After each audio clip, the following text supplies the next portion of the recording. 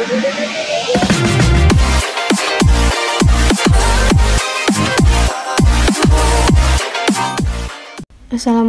warahmatullahi wabarakatuh. Pada mata kuliah Ekonomi Internasional ini, kami dari kelompok 5 akan memaparkan presentasi yang berjudul Faktor Produksi Bawaan dan Teori Heckscher-Ohlin.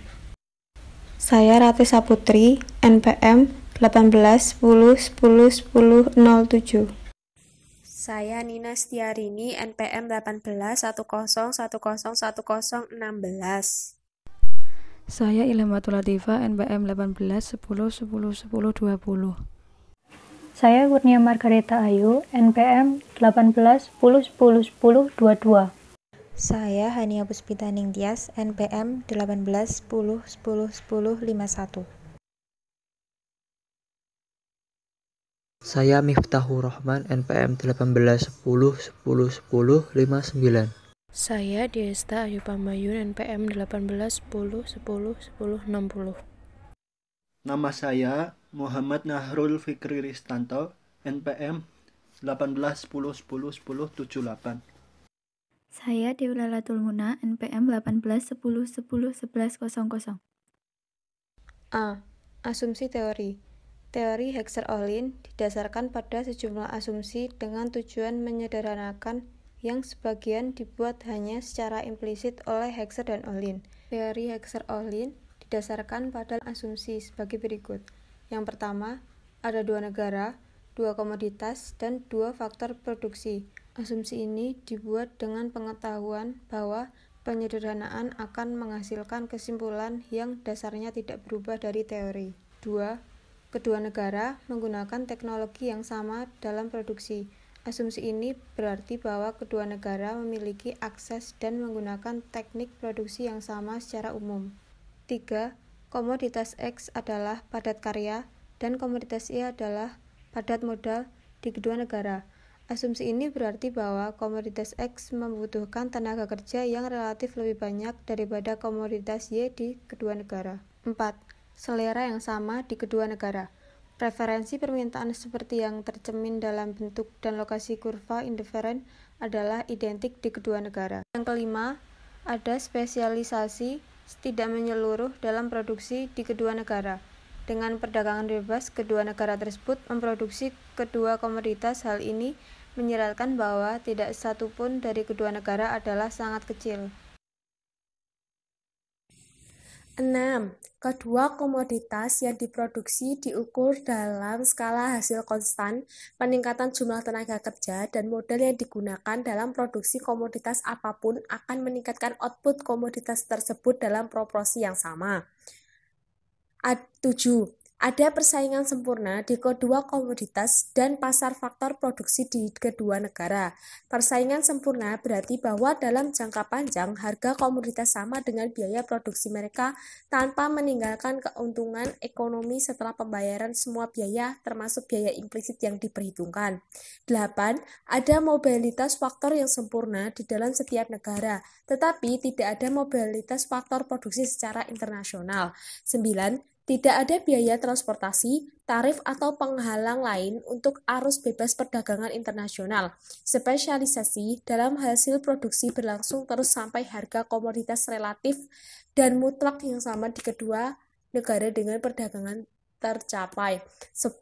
Semua sumber daya sepenuhnya digunakan di kedua negara, tidak ada sumber daya atau faktor produksi menganggur di suatu negara. 11. Perdagangan internasional antar dua negara seimbang, berarti total nilai ekspor masing-masing negara sama dengan nilai total impor nasional. B. Intensitas faktor produksi, kelimpahan faktor produksi, dan bentuk garis batas produksi. 1. Intensitas faktor produksi. Dalam dunia, 2 komoditas X dan Y dan 2 faktor tenaga kerja dan modal, kita mengatakan bahwa komoditas Y adalah padat modal jika rasio modal tenaga kerja yang digunakan dalam produksi Y lebih besar dari yang digunakan pada produksi X. Perhatikan bahwa bukanlah jumlah absolut dari modal dan tenaga kerja yang digunakan dalam produksi komoditas X dan Y yang penting dalam mengukur modal dan intensitas tenaga kerja dari 2 komoditas. Tetapi, jumlah modal per unit tenaga kerja, yaitu K per L. Jika kita gambar modal di sepanjang sumbu vertikal garis grafik dan tenaga kerja sepanjang sumbu horizontal, dan faktor produksi berlangsung sepanjang garis lurus dari titik asal, kemiringan garis akan mengukur rasio modal tenaga kerja K per L dalam produksi komoditas tersebut. Hal ini ditunjukkan dalam gambar berikut. Gambar grafik tersebut merupakan intensitas faktor untuk komoditas X dan Y di negara 1 dan 2. Di negara 1, rasio modal tenaga kerja sama dengan 1 untuk komoditas Y dan 1/4 untuk komoditas X.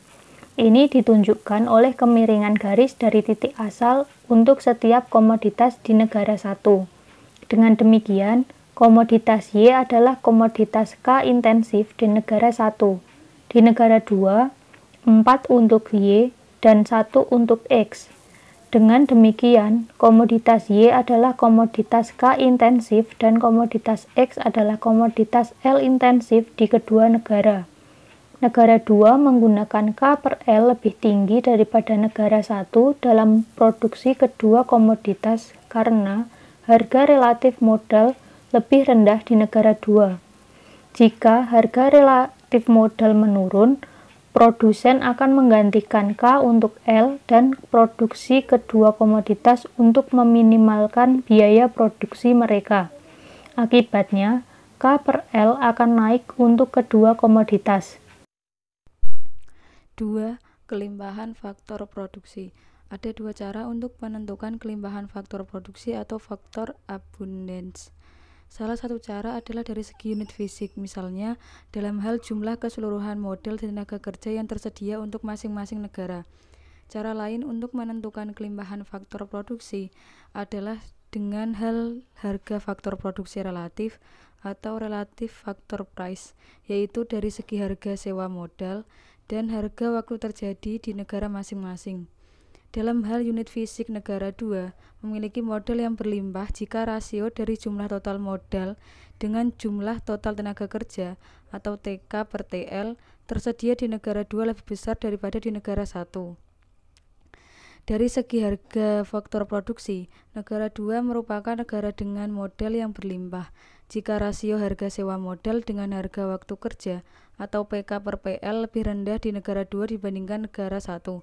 Karena harga sewa modal biasanya dianggap sebagai tingkat bunga atau R, sedangkan harga waktu kerja adalah tingkat upah atau W. PK per PL sama dengan R per W, bukan tingkat absolut R yang menentukan apakah benar atau tidak suatu negara adalah negara dengan kabel limbah, tetapi R per W. Yang ketiga yaitu kelimpahan faktor produksi dan bentuk garis batas produksi. Karena negara 2 adalah negara dengan K berlimpah dan komoditas Y adalah komoditas K intensif, negara 2 dapat menghasilkan relatif lebih banyak komoditas dari negara 1. Di sisi lain, karena negara 1 adalah negara dengan L berlimpah dan komoditas X adalah komoditas L intensif, negara 1 dapat menghasilkan relatif lebih banyak komoditas X dari negara 2. Ini memberikan garis batas produksi untuk negara 1 yang relatif datar dan lebih lebar dari garis batas produksi negara 2. Hal ini dapat dilihat dalam gambar berikut. Pada gambar di atas, karena negara 1 adalah negara dengan L berlimpah dan komoditas X adalah komoditas L intensif, garis batas produksi negara 1 miring ke arah sumbu horizontal yang mengukur komoditas X. Di sisi lain, karena negara 2 adalah negara dengan K berlimpah dan komoditas Y adalah komoditas K intensif, garis batas produksi negara 2 miring menuju sumbu vertikal yang mengukur komoditas Y. C. Faktor bawaan dan teori Heckscher-Ohlin. Yang pertama, teorema Heckscher-Ohlin. Teori Heckscher-Ohlin nyatakan suatu negara yang relatif kaya akan faktor tenaga kerja akan mengekspor komoditas yang relatif padat karya dan mengimpor komoditas yang relatif padat modal. Model HO sering disebut sebagai teori faktor produksi proporsi atau faktor produksi bawaan. yaitu setiap negara mengkhususkan diri dalam produksi dan ekspor komoditas yang insentif dalam faktor produksi yang relatif berlimpah dan murah dan mengimpor komoditas yang intensif dalam faktor produksi yang relatif langka dan mahal. Artinya, teori HO mendalilkan bahwa perbedaan relatif dalam kelimpahan dan harga faktor produksi merupakan penyebab perbedaan harga komoditas relatif antara dua negara sebelum terjadi perdagangan. Yang kedua yaitu kerangka ekuilibrium umum teori Heckscher-Ohlin. Kerangka ekuilibrium umum teori Heckscher-Ohlin dimulai dari sudut kanan bawah dari diagram. Kita melihat bahwa distribusi kepemilikan faktor produksi atau pendapatan menentukan permintaan untuk komoditas. Permintaan untuk faktor-faktor produksi kemudian berasal dari permintaan untuk komoditas akhir. Permintaan dan penawaran faktor produksi menentukan harga faktor produksi. Harga faktor produksi dan teknologi menentukan harga komoditas akhir. Perbedaan harga komoditas relatif antar negara, kemudian menentukan keunggulan komparatif dan pola perdagangan. Ilustrasi teori Heckscher-Ohlin yaitu model indiferent 1 sama untuk kedua negara karena asumsi selera yang sama.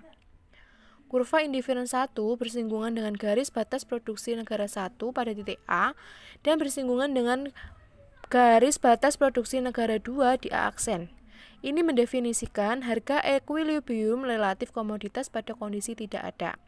Perdagangan PA di negara 1 dan PA di negara 2 karena PA lebih kecil daripada P aksen. Negara 1 memiliki keunggulan komparatif dalam komoditas X dan negara 2 dalam komoditas Y. Dengan adanya perdagangan negara 1 memproduksi pada titik B dan menjual X untuk mendapatkan Y, mencapai titik konsumsi E. Negara 2 memproduksi pada titik B aksen dan menjual Y untuk mendapatkan X, mencapai titik konsumsi E aksen.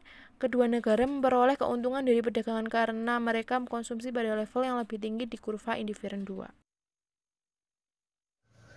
D.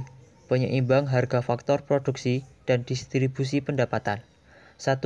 Teorema penyeimbang harga faktor produksi.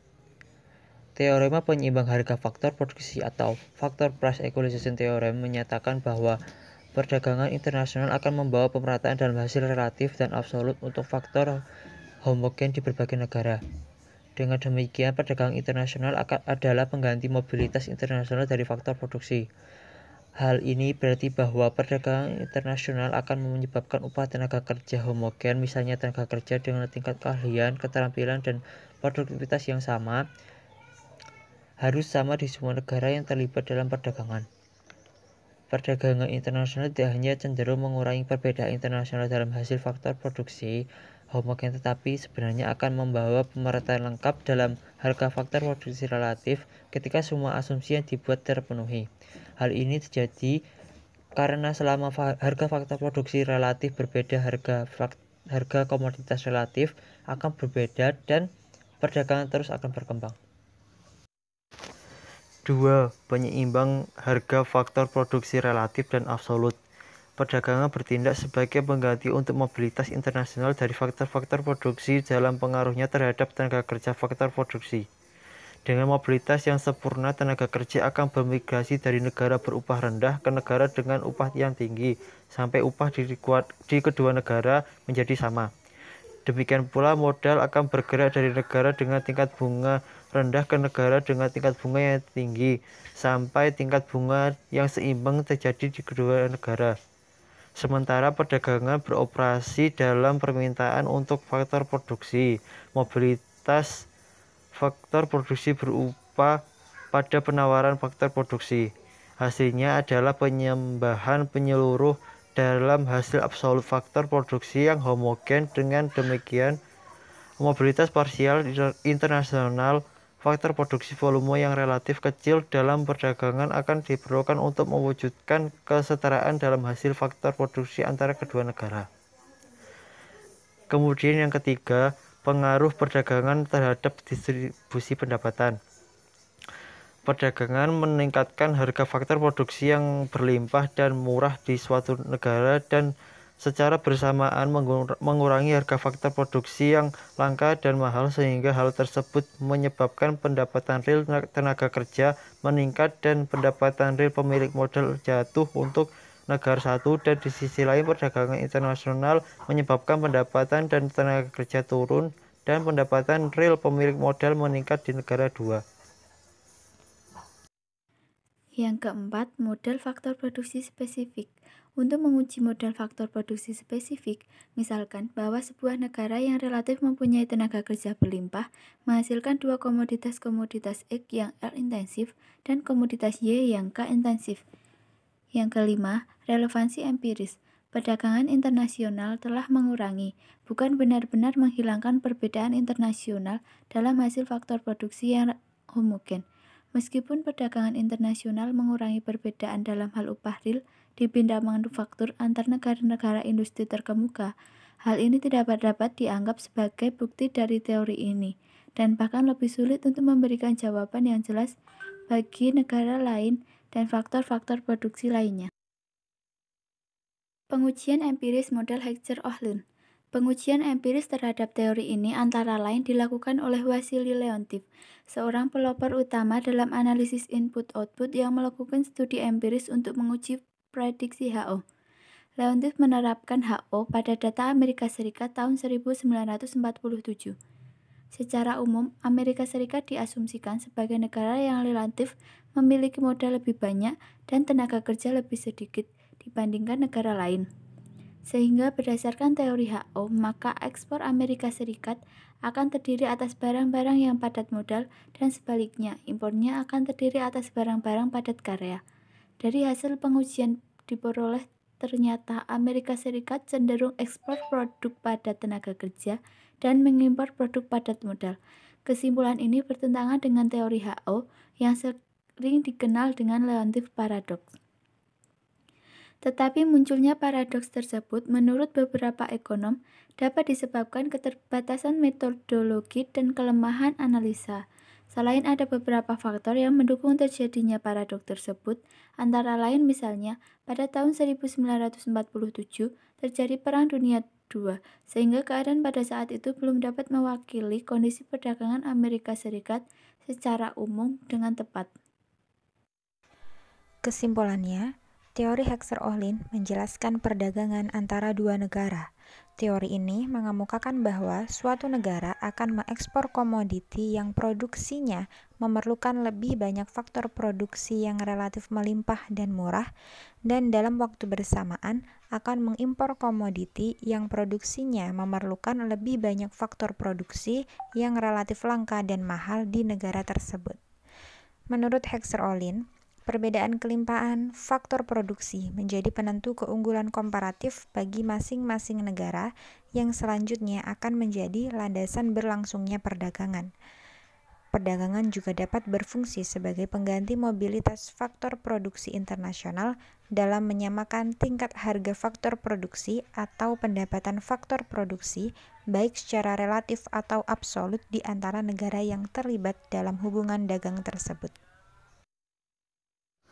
Terima kasih atas perhatiannya. Mohon maaf apabila dari kelompok 5 banyak kekurangan dalam menyampaikan materi. Apabila ada pertanyaan, bisa ditanyakan melalui kolom komentar.